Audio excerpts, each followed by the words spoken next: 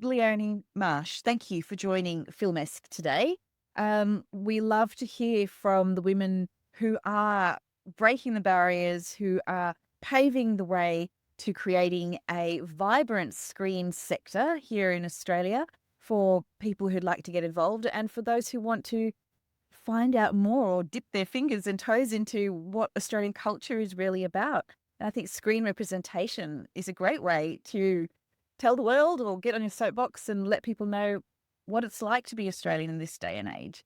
So, Leonie, you have had a brilliant career starting off at the New South Wales Film and Television Office in development and production before moving over to London. Could you please tell us how this is all possible while also raising a family? How have you balanced these two demanding worlds, please? Well, thank you for having me, Sage. And I think the word balance is a very weighty word. And I will confess straight away that I have had a lot of difficulty combining both. And I was in London before I had children and I threw myself into my work. And of course, as soon as I was starting to get proper producing credits, I fell pregnant with my first son. And it was a real moment of, oh, do I stay in London? My husband and I always intended to come back to Australia. We both are from Sydney. And it was a real moment of, do we stay and basically never go home, or do we finally return? So we did go back to Sydney. And from that moment, which was the very end of 2012, I have not had a proper job since. And so my eldest is 12 now. And I don't know if it's the answer anyone wants to hear, but I personally have found physical production very challenging with young children. I did quite a few short films after I'd had two babies and I was still in Sydney, and that was challenging enough, I've got to say. And I've since had another two babies and moved out of the city. Now I'm regionally based. And I think that's probably why I've turned to Screen Vixens, because they have kept me connected. The Vixens have kept me connected through this whole 12 years of me not really feeling like I'm properly producing, in inverted commas. This is all my story that I've made up in my head. And keeping those networks and those friendships and connections alive has enabled me now in the last 12 months, and we turned 10 this year as a membership. It's allowed me to turn Screen Vixens into my business. And I guess in terms of breaking down barriers and rethinking ways of working, especially for women, independent screen producers and female identifying producers, this is where I'm so passionate and so focused, because how in the world do we create sustainable, viable businesses for ourselves while we're mothering or caring or juggling all the other things that a rich, full life entails? Yeah, it's amazing. I wonder how it's possible all the time. I haven't got any children of my own, but I see so many women doing it. And I think what also holds women back from having a go and getting involved is that they feel like, oh, it's just fluffing about. If I'm not giving that 110% to the filmmaking or to the producing, why even bother? Why even bother just dabbling? Which is sad, because I think even having a dabble is worthwhile. Do you have anything to add on that? I agree. And I think looking back now with the benefit of hindsight, and I'm now in my early 40s, which I feel is a really nice age to be at, actually, because you are starting to understand that everything builds, nothing is wasted. Every experience builds to the next thing, and that you're actually really adding to your knowledge base. And those short films that I did, well, they've created really amazing collaborations and relationships that I still have to this day. And that will pay off eventually when I do go back to producing. And I know that this time of really young children is pretty finite too. So yeah, I would say nothing is wasted, and taking the time that you need, it's your own pace. I think that was a huge learning for me. Why was I in such a rush? No one cares in the best possible way. No one cares if I'm making a feature film every year or not, or a feature film every 7 years. No one cares. So really take a chill pill and just go at your own pace and do what you can, because it's so fun. It is so fun to practice your craft. Yes, so true. I love how you say that. Take a chill pill, go at your own pace.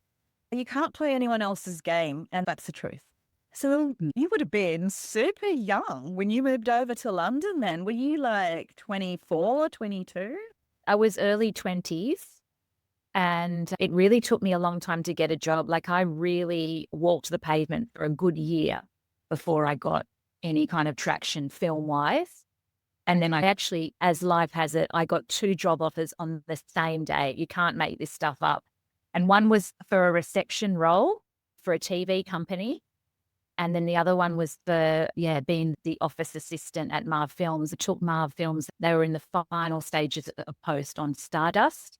And I remember looking up that film thinking, this cast, I can't get over. It was Robert De Niro, Michelle Pfeiffer, Charlie Cox, Claire Danes. I couldn't believe this cast. And I took that job and I was there for nearly 6 years in the end. I completely understand what you're saying about that Y in the road, like that fork in the road with 2 things happening at the same time. It's happened to me twice. That's it. Once when I was really young, I was in an advertising agency working in Perth, but then I got an offer to go work as an intern with quite a well-established artist and entrepreneur in Melbourne, sorry. And it's what do you do? Do you choose the sturdy, slow and steady road in the advertising agency and build up, become a filmmaker that way? Or do you go with the high-flying artist? And I chose that way. I chose the artist way. And I just thought you were going to say that. let's just say that. It's a real sliding doors, isn't it, when you look back? Yes, absolutely. And the second time it happened, I actually chose the slow and steady job. I was business reporting and I got 2 weeks on Thor, Love and Thunder, but I couldn't take Thor because I just got this job. I just got this reporting job. I can't just ditch them 2 weeks into it and go, oh, sorry, I've got 2 weeks on set with Disney. Can I come back and you'll see me in 2 weeks' time? It just doesn't work that way, does it? Yeah. You learn from these things, and what I based my decision on with choosing the reporting job was follow the mic. I had a mic in this reporting job, whereas on Disney said I was just a featured extra or something like that. So I'm like, great set, but I'll just go with the mic. I love that because I think it's so important to have clearer frameworks of how you make decisions because as women, I think we're very emotionally based. But also too, I really say, well, good on you for acting out your values. Like you committed to this one job and so you weren't going to flake and move over just for those 2 weeks. I think that's so important too. Yeah, exactly. You got to have a good work ethic. And when I signed that contract, that's part of the life in entertainment. To segue into our next question, mentorship can be a huge game changer in the screen industry, especially when you're learning the ropes, finance plans and budgeting and things like that, which you really need the hands-on experience to learn how to do. Can you share any personal stories or key lessons learned from mentors along your journey, please? When I was having to think about this question, I was struck that actually the most meaningful mentoring that I've had has been more peer-to-peer mentoring as opposed to the 1 or 2 times that I've had a much more experienced producer officially mentoring me. And I think that is a really key thing in Screen Vixens as well, is actually finding your peers or the people who are maybe like 1 or 2 steps ahead of you, who have just done what you're attempting to do yourself. They're the most meaningful exchanges of, I call it peer-to-peer mentoring. And looking back to when it's been really official, there's been a lot of pressure. And I don't know, I guess I'd never felt, looking back, I haven't felt that comfortable in the exchange. I guess I've been so mindful of time being very short and not annoying them. And so I guess I never really relaxed into it. Whereas when I think back to Key, they're all women. They're all women in Australia. When I was in London, I only worked with men. And then since moving home, I've only worked with women. But the women who have in an unofficial way, supported me, empowered me, vouched for me, especially in those early Screen Vixen days when we were almost a grassroots collective, all on Facebook and very ad hoc.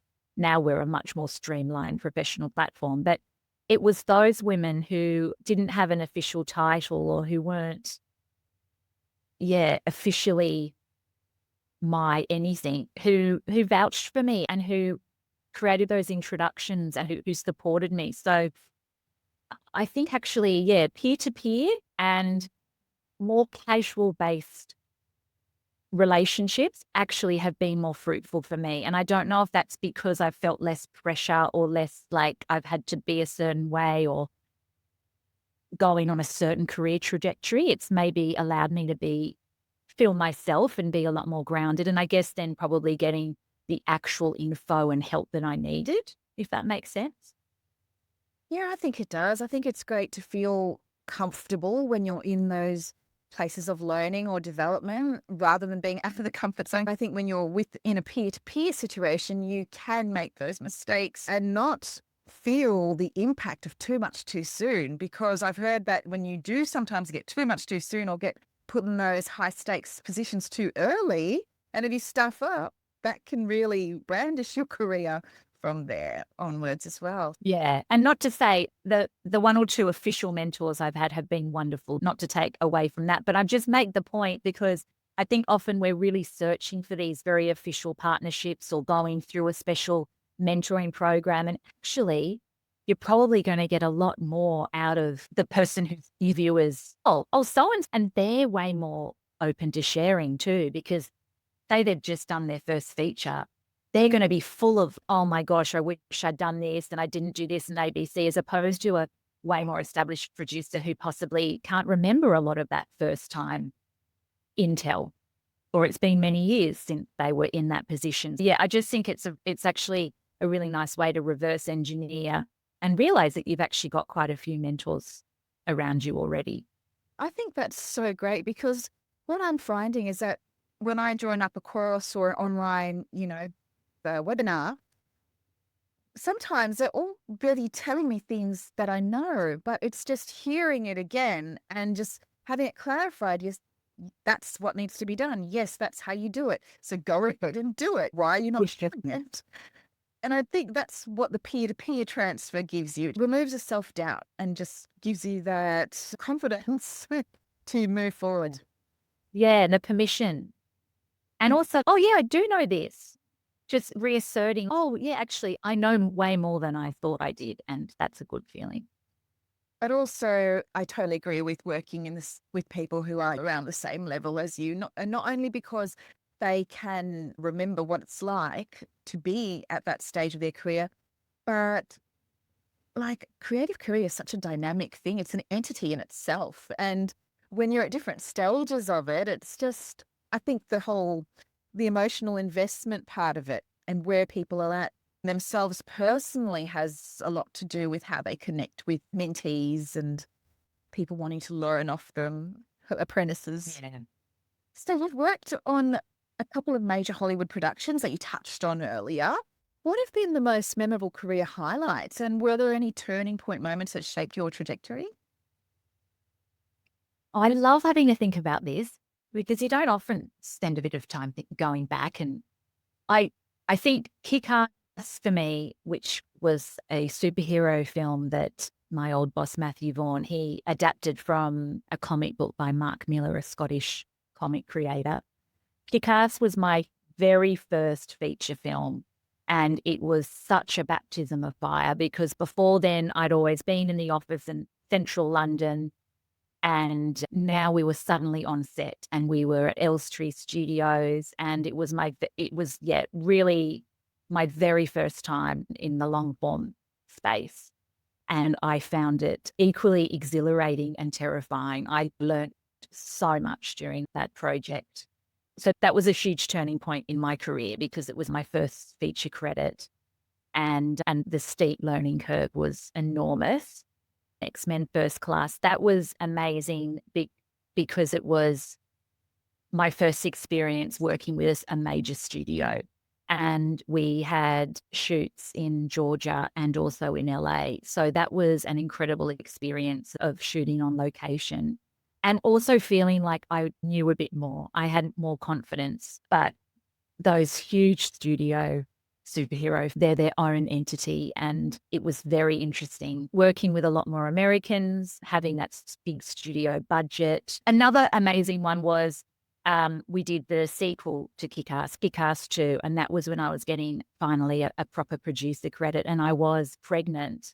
And I remember we did a little bit of shooting in Toronto, And that was a real pinch me moment of all of my life colliding, pregnant with my first baby, on set, on location, on a feature. I remember there's a photo of me with the three other producers and one of the cast members. I remember feeling quite pregnant. And that was a real moment like, oh my goodness, I'm on the producing team and this is everything I've worked for. So that was a lovely moment too.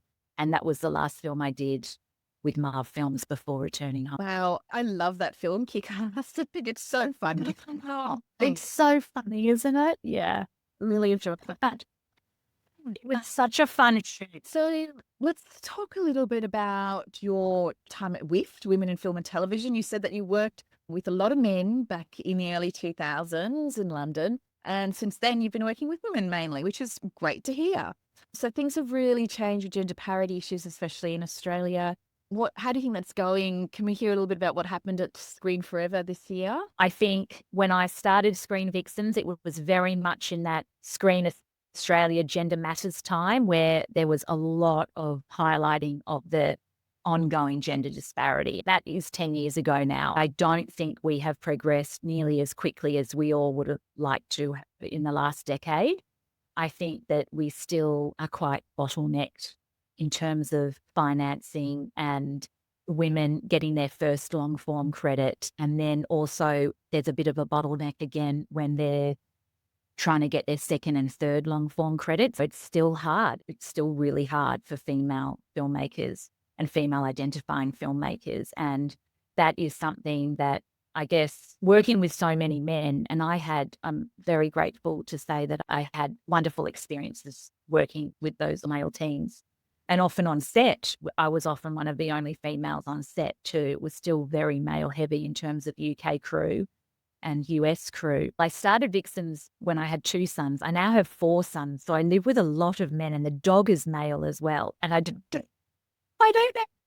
how that happened. But for me, there is something so special about all women spaces, all female identifying spaces.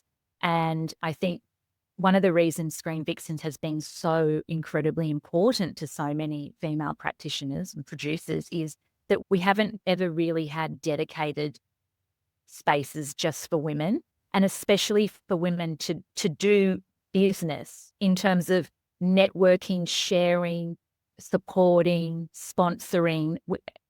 We've always had to make do in a mixed gender situation, and there is something very impactful about having spaces just for women. And I don't know if this is controversial, but this has just been my personal experience, is that women feel that the Screen Vixen space is incredibly safe.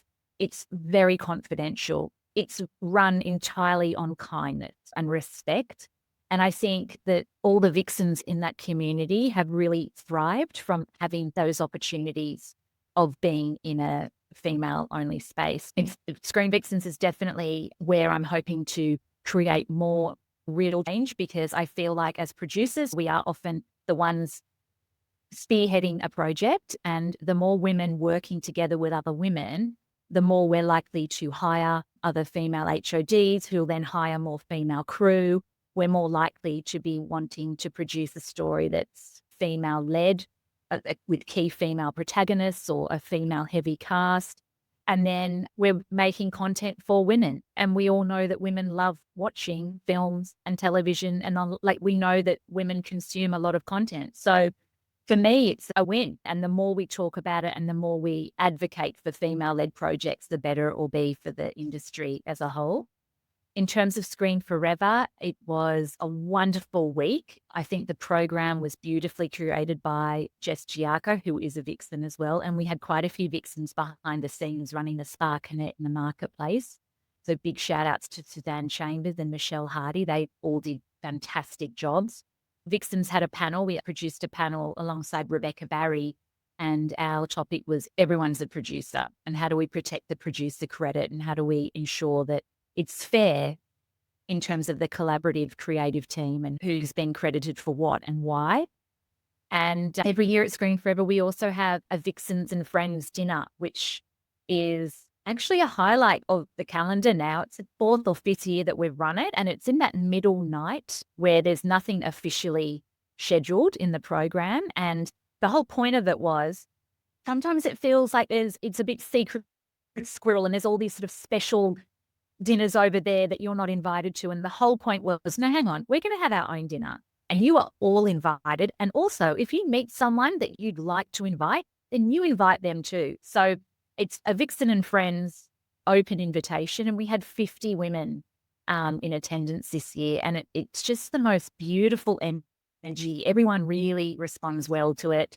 It's just a lovely way to relax and do that sort of casual networking where you're not rushing off, you're not feeling like anyone's looking over their shoulder for a more important person to walk past. I'm being cheeky, but in those busy industry conferences, it can often feel very rushed. Yeah, the dinner was a huge highlight for me. It always is. I love seeing familiar Vixens and then also introducing and meeting so many new faces. And we had many new Vixens join us that night, which was just so lovely to see. And to see them now in the membership, having met them in real life, there's nothing like that real life connection. So to finish off the discussion for producers just starting out, especially those who don't have industry contacts or much on-set experience, it can feel daunting and lonely out there. What's your best advice to them?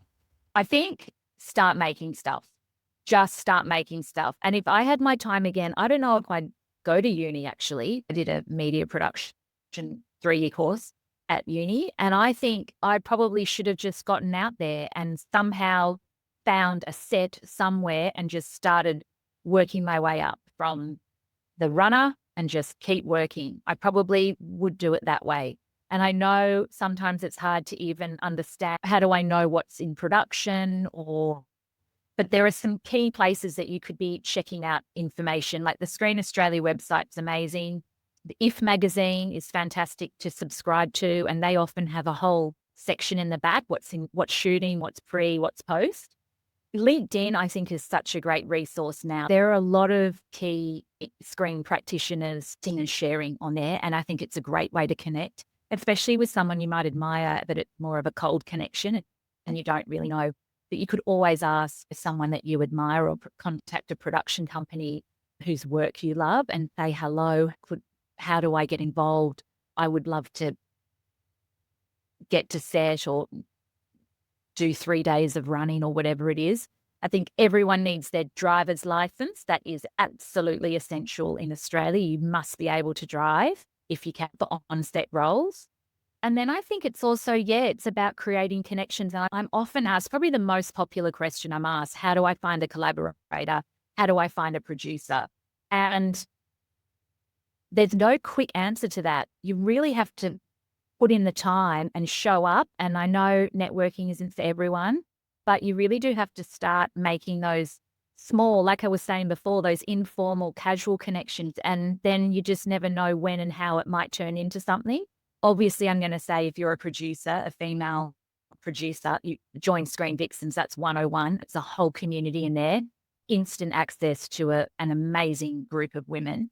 And my other point is when I say make stuff, you don't have to be on Thor. We're in such a changing landscape at the moment, technology-wise. You could be making something on your iPhone. Like there is no reason why you can't work on your script, get it to a point where you feel really happy with it and shoot it. Just shoot it. People will disagree with me, but I'm like, I don't care so much about the lighting. I just want to be able to hear it and I want fantastic writing. And I don't care about the camera. Like I just want a clear, engaging, compelling story. That's all I want. And I think that's really accessible now to everyone. And then you can submit it to something and get some feedback. You can submit it to a producer or you can try and get into a festival and watch stuff. Watch as much as you can, whether that's YouTube or Sydney Film Festival or whatever it is, just immerse yourself in this beautiful industry of ours because the talent is immense and deep and it's a collaborative industry. So we all need good people and it just takes a bit of time, I would say. It takes time, but consistency is key. And I think that's a real lesson in life. Consistency is key. Just keep showing up. And also, and I say this to the Vixens all the time, you must tell people what you're looking for. You must say, I'm available, or I've just come off this job and I've got 8 weeks free, or I really want to get in a writer's room, or I really want to have an attachment with a producer or a director. If you don't tell people, no one will know and no one can mind read. You must tell people, because then someone will say, oh, I remember that Sage. She was, wait a minute, let me just introduce you. And suddenly an opportunity comes seemingly out of nowhere, but actually it was the 3 years of catching up or having a coffee or whatever it was that now leads to something. So it is a tough industry in terms of sustainable incomes, whether you're freelance or you're running your own business. And I don't mix words with that. And I think we've got a long way to go with our mental health and looking after ourselves properly. Another thing I'm always saying to the Vixens is have a rest. So I think we have got a long way to go in some respects, but also it's a magical industry, and what we're creating and the stories that we're telling are so incredibly meaningful. And I think when you find the right people to work with, it becomes more and more seamless.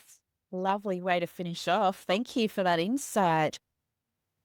That was very poetic. Yeah, thank you, Sage. Thank you so much, Leonie. Really appreciate your time today and have absolutely loved connecting with you and hearing more about your career and Screen Vixens. So how can people find out more about Screen Vixens? Do they just jump on the website? Yes, screenvixens.com. We're also on Instagram at Screen Vixens and LinkedIn as well. And you can email me, screenvixens@gmail.com. I'd love to hear from you. And any female producers out there who want a community, come and join us. Lovely. Good to hear. Thank you so much. Thank you, Sage. Such